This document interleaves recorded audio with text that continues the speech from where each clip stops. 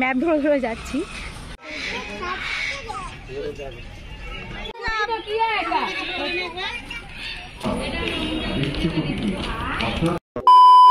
Hello everyone, welcome back to my channel. আমি দীপাশা। আজকে আবারও চলে এসেছি একটা ব্র্যান্ড নিউ ব্লগ নিয়ে।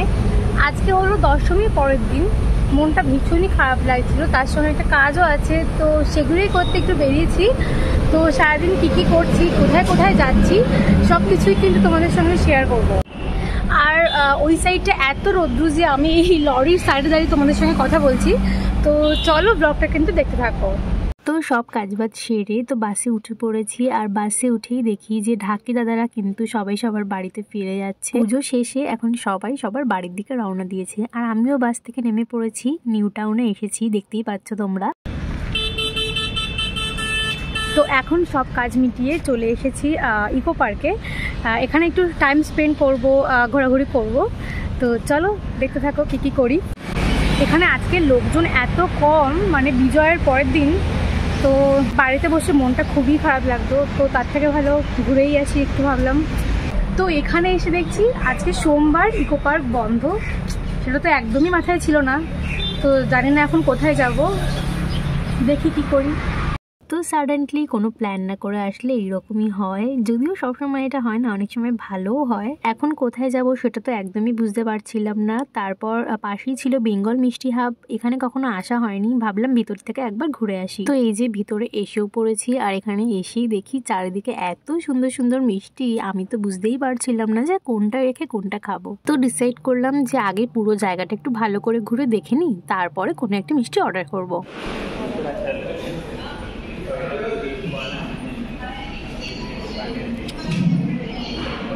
তো প্রথমেই সূর্যকুমার মোদক থেকে এই মিষ্টিটা কিনলাম, ভীষণই সফট ছিল। চলো এবার খেয়ে দেখি। আর এখানে তো ক্যামেরা অন করার আগেই আমার মিষ্টিটা ট্রাই করা হয়ে গেছে, ভীষণই সুন্দর ছিল খেতে।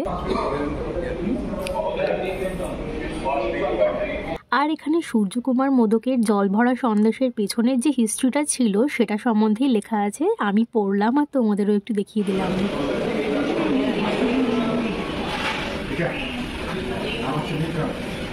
তারপর গেছিলাম গঙ্গুরামে, আর গঙ্গুরাম থেকে অর্ডার করেছিলাম এই রসমালাইটা। চলো এবার এটা টেস্ট করে দেখি। আর এই মিষ্টিটা যে কি ভালো ছিল, মুখে দেওয়ার সঙ্গে সঙ্গে তো পুরো মেল্ট হয়ে যাচ্ছিল। আর আমি এমনিতেই মিষ্টি ভীষণ ভালোবাসি, তোমরা তো অলরেডি জেনেই গেছো। তারপর চলে এসেছিলাম বাইরে, আর এখানে বেশ বসার জায়গা ছিল। তো আমি এখানে কটা ফটোস ভিডিওস ক্লিক করছিলাম। তোমরা চাইলে ফেসবুক বা ইনস্টাগ্রামে আমাকে ফলো করতে পারো, আর ওখানে দেখতেও পারো। আর এই জায়গাটা দেখো, ওখানে সানসেট হচ্ছে, ইকো পার্কের মধ্যেই বাইরে থেকে তুলেছি, কি সুন্দর লাগছিল। তো যাই হোক, আশেপাশে কোথায় কি ঘোরার জায়গা আছে সেটাই গুগল করতে করতে জানতে পেরেছি যে একটা জায়গা আছে। তো আমরা যেখানে ছিলাম ওখান থেকে বেশিক্ষণ দেখাচ্ছে না ম্যাপে, তো হেঁটে হেঁটেই চলে যাচ্ছিলাম।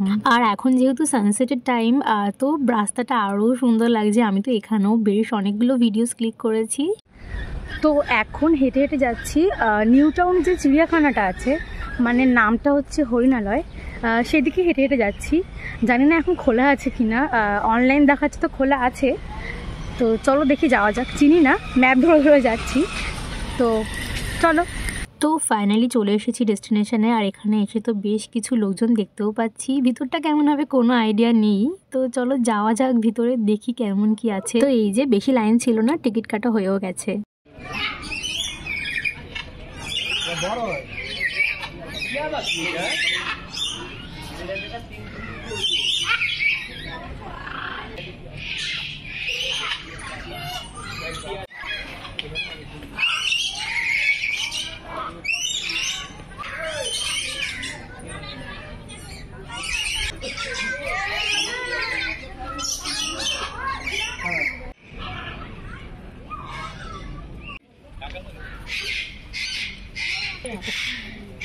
ফার্স্টে ঢুকেই তো বেশ অনেক রকমের পাখি দেখলাম, আর রাজহাঁসও দেখেছি, যেটা প্রায় সময়ই দেখে থাকি। এটা তো নতুন কিছু নয়, কিন্তু যেটা দেখে মজা পেলাম সেটা হচ্ছে জিরাফ।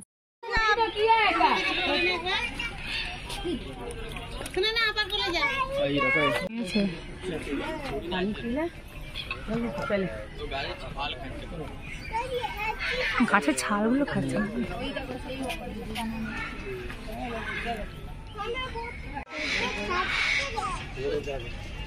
আমি তো বেশ অনেক বছর আগে চিড়িয়াখানায় এসেছিলাম আর এই আসলাম। আর এখানে তো বেশি কিছু নেই যদিও, দেখো ওই যে দূরে একটা কুমির দেখতে পেয়েছি, তো তোমরাও একটু দেখে নাও। আর আমি তো বেশ ভালো করে লক্ষ্য করার চেষ্টা করছিলাম যে ওটা নড়ছে কিনা, তারপর যখন একটু নড়লো আমি তো বেশ মজাই পেলাম।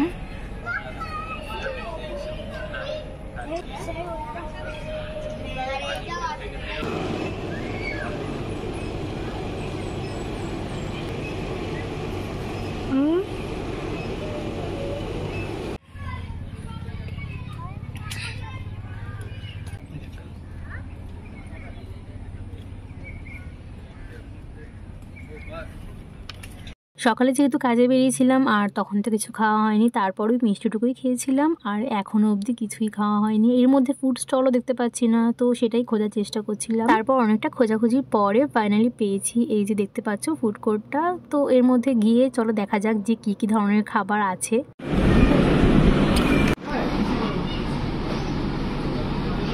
তো ওখানে আমি মেনু কার্ড দেখে যেটা বুঝলাম বেশি কোনো অপশান ছিল না, আর যেগুলো ছিল ভীষণই এক্সপেন্সিভ। তো আমি চাউমিন অর্ডার করেছিলাম, সেটাও ভীষণই এক্সপেন্সিভ ছিল কোয়ান্টিটি অনুযায়ী। আর ওই টাইমে আমার ভীষণ খিদে পেয়েছিল আর অন্য কোনো অপশানও ছিল না, না হলে আমি এখান থেকে কোনোদিনই খেতাম না। আর খাবারের টেস্ট খারাপ ছিল না, এবারে ছিল দাম অনুযায়ী অতটাও ভালো না, তবে এবারে ছিল। তারপর আরও খানিকক্ষণ ঘোরাঘুরি করতে করতে বেশ সন্ধ্যা হয়ে গেছিলো, তো একটা বাইরে বেরিয়ে জলের বোতল আর চিপস কিনে নিলাম। তো এখনই কিন্তু বাড়ি যাচ্ছি না, আর একটু ঘুরে তারপর একেবারে বাড়ি যাব। তো এখন চলে এসেছি নিউ টাউন অ্যাক্সেস মলের পাশে একটা মেলা হচ্ছে, ওখানে অষ্টমীর দিনে এসেছিলাম, তোমরা হয়তো ব্লগে দেখেছো। আর আজকে দেখো শুধু ব্যাড লাক কাজ করছে আমার সঙ্গে, কারণ অষ্টমীর দিন এখানে এসে দেখেছিলাম অনেক ফুড স্টল বসেছিল, বাট আজকে দেখি একটাও নেই। জানি না কেন বসেনি নাকি বসেই না।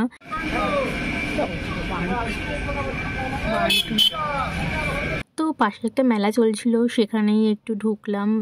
ভালো লাগছিল না একদমই, কারণ ভেবেছিলাম ওই ফুড স্টলটা থেকে কিছু খাবো, কারণ এখনও তো কিছু খাওয়া হয়নি সেরকম, ওই জন্য।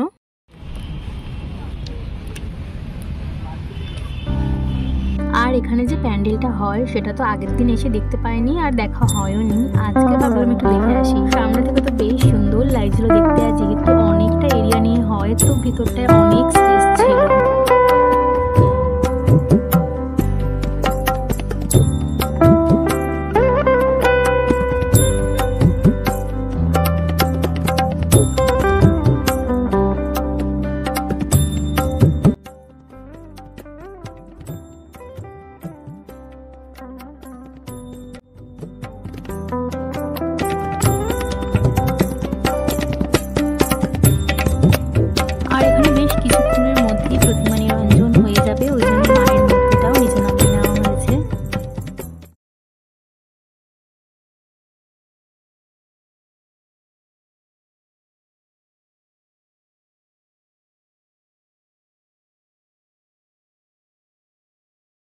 আর এখানে যাওয়ার পথে দেখতে পেলাম একটা ঘোড়া দাঁড়িয়ে আছে, ভেবেছিলাম ওর পাশে গিয়ে কিছু ফটো তুলবো, বাট শরীরে একটু এনার্জি ছিল না বেঁচে।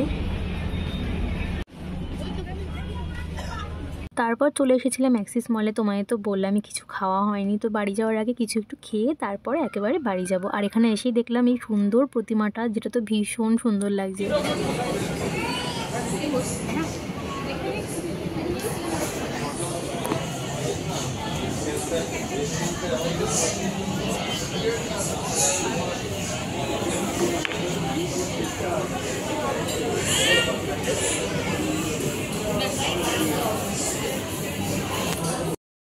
আই থিঙ্ক তোমরা আমার ফেস দেখেই বুঝতে পারছো যে আমি কতটা টায়ার্ড ছিলাম। তখন ভিডিও করাতে একদমই এনার্জি ছিল না, তবে আমার ক্লিপ না নিলে আমার ঠিক ভালো লাগে না। তো আমি এখানে অর্ডার করেছিলাম চিকেন র্যাপ। আর রাতে বাড়ি ফেরার সময় আজকে দিনের সব থেকে কষ্টের আবার সব থেকে ভালো মুহূর্ত তোমরা বলতে পারো, মায়ের দর্শন হয়ে গেল, কিন্তু মা তো এখন ছেড়ে চলে যাচ্ছে। যাই হোক, আবারও একটা বছরের অপেক্ষা। ভিডিওটা ভালো লাগলে অবশ্যই লাইক এন্ড সাবস্ক্রাইব করে দিও। বাই।